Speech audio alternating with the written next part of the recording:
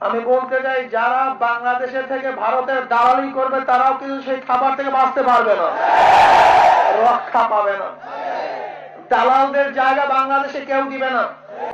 আমি বন্ধুদেরকে বলবো, যারা বাংলাদেশের নাগরিক, এই দেশকে ভালোবাসি, এই জাতিকে ভালোবাসি, এই মাটিকে ভালোবাসি, বাংলাদেশের প্রত্যেকটা ইঞ্চি মাটি যাদের কাছে স্বর্ণের চেয়ে অনেক দামি, আমি ওই সমস্ত বন্ধুদেরকে বলবো, কোন অবস্থাতেই ওই সমস্ত মুনাফিকদের আস্থা বাংলাদেশে করে দেওয়া হবে না ইনশাআল্লাহ। আমরা এখন ক্ষুধার্ত, পানিতে মারার জন্য যে পরিকল্পনা ভারত করতেছে, আমাদের শস্যকে ধ্বংস করার জন্য যে পরিকল্পনা আসতেছে, ক্ষুধার্ত বাঘের হুঙ্কারটাও ক্ষুধার্ত হয় না, খুব মারাত্মক হয়। ক্ষুধার্ত বাঘের থাবাটা খুব আস্তে হয় না, খুব জোরে হয়।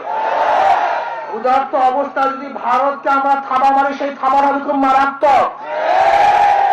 যে থাবার আঘাতে দিল্লির মসনদ ভেঙে চুরমার হয়ে যাবে। ওরা আত্মারা গেড়ে বসছে, বাংলাদেশের মসনদ দখল করার ষড়যন্ত্রে লিপ্ত হয়েছে। আজকে দেখবেন পাটের বীজ দেয় পচা বীজ, ডিম পাঠায় কষ্টমের ডিম, সার পাঠায় যত নষ্ট সার, যে সারগুলি দিলে সমস্ত জমি নষ্ট হয়ে যায়। কি কথা ঠিক না? শুধু তারা জমি নষ্টই করে না, ফেন্সিডিল পাঠিয়ে আমাদের বাংলাদেশের যুবকদের মাথা নষ্ট করে ফেলে।